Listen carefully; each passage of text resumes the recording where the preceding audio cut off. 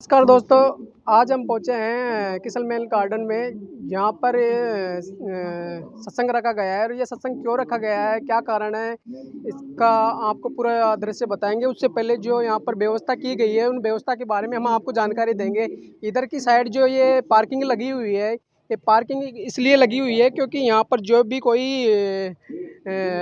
श्रद्धालु आते हैं उनको समस्या ना हो, इस कारण इधर की साइड ये पार्किंग लगाई गई है। और यहाँ पर इधर की साइड जो पानी की व्यवस्था लगाई गई है, यहाँ पर जो भी श्रद्धालु आते हैं उनके लिए पानी की व्यवस्था लगाई गई है। और यहाँ पर एक सेवादार बैठे हैं, उन सेवादार से हम बात करेंगे कि यहाँ पर ये सत्संग क्यों रखा गया है। नमस्कार सर। नमस्कार जी। सर आपका नाम? मेरा नाम शेखर है। सर तो ये यहाँ पर जो सत्संग रखा गया है उसका कारण क्या है? सर यहाँ हर हफ्ते सत्संग रखा जाता है। जैसे आसपास के जो भी भगत भाई है, जगत है, तो सत्संग सुनने आ सकते हैं। सतगुरु रामपाल जी महाराज जी के शास्त्र अनुकूल जो साधना बताई गई है उनको यहाँ प्रस्तुत करते हैं एलईडी के माध्यम से। जो आसपास के जितने भी भगत हैं वो आराम से आ सकते हैं। तो सर हमें ये बताइए, हिंदुस्तान में बहुत गुरु हैं, मगर संत रामपाल जी महाराज जी ऐसे सत्संग में क्या सुना रहे हैं जो संत रामपाल जी महाराज का सत्संग सुनना चाहिए? देखो जी, संत रामपाल जी महाराज चारों वेद, 18 पुराण, कुरान, बाइबल, सभी शास्त्रों के आधार पर हमें एक सत भक्ति, सनातन भक्ति बताते हैं जो हमारे पूर्वज करते आए। सनातन भक्ति ही सभी प्राणी के लिए उद्धारक है।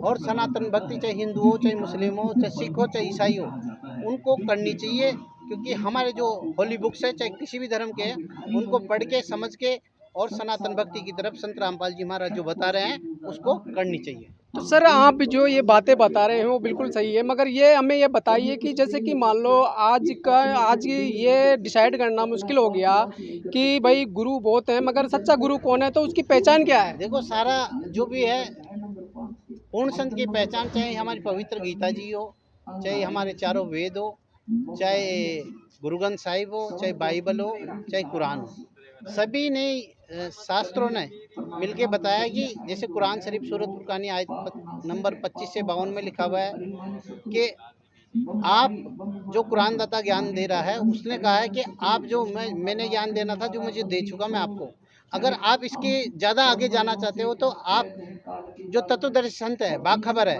उससे जाके पूछो, वही ज्ञान दे सकता है। ऐसे ही गीता जी में बताया गया चौथे अध्याय के 34वें श्लोक में, अर्जुन तुझे अगर तत्व ज्ञान की, जो मैंने तुझे ज्ञान दिया है, इसके अलावा जो और भी एक तत्व ज्ञान है, उस तत्व ज्ञान को तत्वदर्शी संत ही बता सकता है। मेरे पास नहीं है, अगर ज्ञान होता तो वो बता ही देता है भाई ये ज्ञान है। तो इसलिए वो तत्वदर्शी संत रामपाल जी महाराज के रूप में आए हुए हैं, जो गीता जी अध्याय 4 के 34वें श्लोक में बता रहे हैं। आप आओ और ज्ञान को मैच करो अपने शास्त्रों से, बाजार से मैच करो। आज तो ऑनलाइन जमाना, आप मोबाइल में डाउनलोड करके भी आप मैच कर सकते हो कि संत रामपाल जी वाकई में जो ज्ञान बता रहे हैं, अद्वितीय ज्ञान बता रहे हैं, वो शास्त्र अनुकूल है या नहीं है। तो सर आपने पूर्ण संत की जानकारी बताई कि पूर्ण संत कौन है, तो हमें थोड़ा खोल के बताएंगे पूर्ण संत की जानकारी कहाँ पर है, कैसे है, ये थोड़ा। अभी मैंने आपको पहले बताया था पीछे, भाई गीता जी अध्याय 4 के 34वें श्लोक में लिखा हो कि अर्जुन तत्वदर्शी संत की तलाश कर। तो इसकी पहचान गीता जी अध्याय 15 श्लोक 1 से 4 में बताएगी कि ऊर्ध्वम मूलम मध्यम शाखम अस्तम पराहु छंदासी स्वर्णानी, कि संसार रूपी पीपल के वृक्ष को जो जड़ से लेकर, पत्ते से लेकर, डाढ़ से जो बता देगा वो तत्वदर्शी संत होगा। तो संत रामपाल जी महाराज ने हमें बताया कि हमारा जन्म क्यों हुआ, हमारी मृत्यु क्यों होती है, हमें मारने वाला कौन भगवान है, बचाने वाला भगवान कौन है, ये सारी जानकारी हमें संत रामपाल जी महाराज ने हमारे ही शास्त्रों से बताई है, ना कि अपनी मनमर्जी बताई है। हमारे शास्त्र हमें बता रहे हैं ये भाई तत्वदर्शी संत की पहचान है और ऐसी भक्ति करनी चाहिए।